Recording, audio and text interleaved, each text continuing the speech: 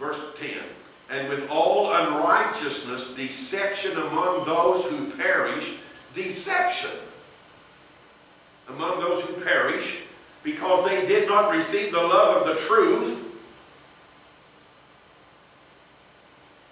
You get me going on prophecy and the newspapers and news items. Boy, howdy, I just want to get me a tent and go have a revival somewhere. That they might be saved.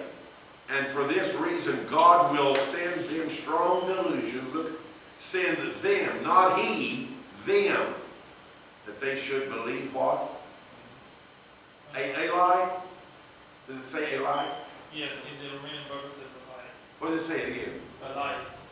Is it a or the?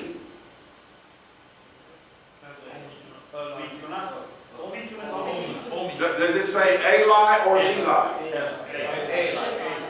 A lie. No, it's the lie. Yes, The. What does the scripture say? our, the remaining translation said Eli. A lie? Do you know the difference between that? There is a car out there. There is the car out there. What's the difference?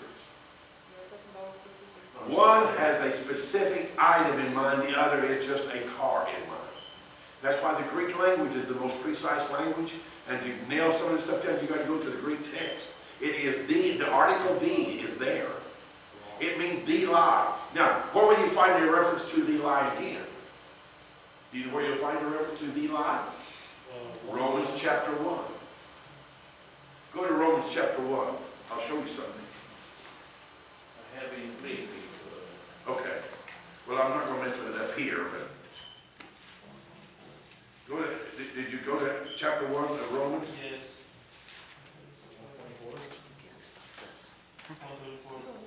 Look at verse 25. Somebody read verse 25 for me. So we exchange the truth of God for the lie. Wait a minute. You're going too fast for me. Say it one word at a time. Who what? Who exchange the truth of God. Wait a minute. Who exchanged the truth of God. The issue is changing the truth of God. Go ahead. For the lie. Wait. For the lie. That's where you find it elsewhere. Now then, we found the lie found in 2 Thessalonians. And it's always about the truth. You have to discern what is the truth and don't fall for the lie. And the lie is that the creature is more important than the creator. Forget the creator, get God out of the picture. We'll decide for ourselves how we want to run our country. That's the lie. You worship the creature and you ignore the creator. That's the lie. And the Antichrist will deny the creator and exalt the creature. Now, very, very deceptive. But anyway, I just gave you an example. By the way, there is another example of that. You know what the other example of the lie is? 1 John. No. Go to Genesis chapter 3. You know about that one? You already know about that one? Genesis chapter 3.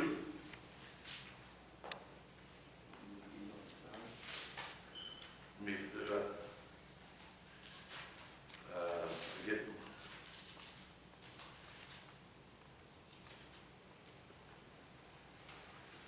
In context, in Romans 5, it's exactly what you said about exalting the creation of the...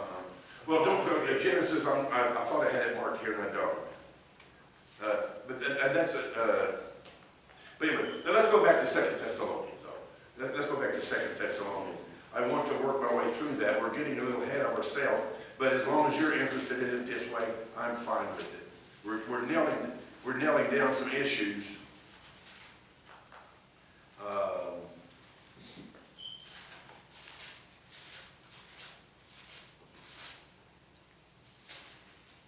Here we go. Now, verse 12. That they all may be condemned who did not believe the truth. See the issue? The truth. But had pleasure in unrighteousness. Now I want to tell you how strong this is in our world. And I'm making a current application, though the scripture was not designed to do that, but I want to make the current application. Right now in America, we have the most deceptive news media ever in my lifetime. I've called the Fort Worth Star-Telegram many times, and I've spoken to them many times. And here's where they are deceptive. They are deceptive with the headlines, not the story. Most people read the headlines in a newspaper. They don't read the story. I read the headlines and the story. Before I left, my newspaper had not arrived, but I get the Star-Telegram every morning. And I watch the evening news every day. And I listen very carefully. There is an agenda in our country. It is the Antichrist agenda. It is in our country. The thing that they attack more than anything else is truth. That's the one thing they attack. If they can knock the truth off of the pedestal, then they are now able to put their quote-unquote truth in its place. Anytime anyone stands for anything that is in this Bible, the news media and the academia and the judicial system in America, generally speaking, is very, very, very against it. Very much against it. So what is the attack? The attack, I'm giving you a little, I'm doing a little sermonizing. The attack is on truth. You cannot come up with false until you destroy truth. Now I'm speaking as a nation, as a country. They are out to take away God. Take away the Bible. Because we believe that is the truth. The moment they get that out, then we have become a godless country. America is the only beacon for Jesus Christ. No. America is the greatest beacon for Jesus Christ in the world. It has been from the get-go. What Israel is to the Old Covenant, America is to the New Covenant. I believe that with all my heart. I first heard Paul Walker say it, and then I have since come to embrace that. God raised up America to save the world from hell. So what is the number one target of the devil? America. And what's the number one target in America? The true church of Jesus Christ. Who does the devil fight against more than any other? The true church of Jesus Christ, which includes me and you, and he will try to do it in many different ways, through division, through conflict. It saddened my heart when Billy Graham died. I know he's not preaching, was not preaching, but I knew what he stood for. But he's died. Is God going to raise up someone else that will be a voice for the church of the true church of Jesus Christ? Because the devil has been released in, I believe this with all my heart. You're listening to somebody that's not pansy about this. I believe that there is an antichrist spirit released in America through many government leaders and judicial leaders of this country, that if God doesn't bring revival, we will be destroyed, or the rapture of the church will take place. That's how serious. And this references that. The spirit of lawlessness. No God. You're not going to tell us how to do this, that, or the other. Anybody in, I'm going to venture into one other aspect. Anybody in their right mind, half a mind, knows that a gun has never killed anybody by itself.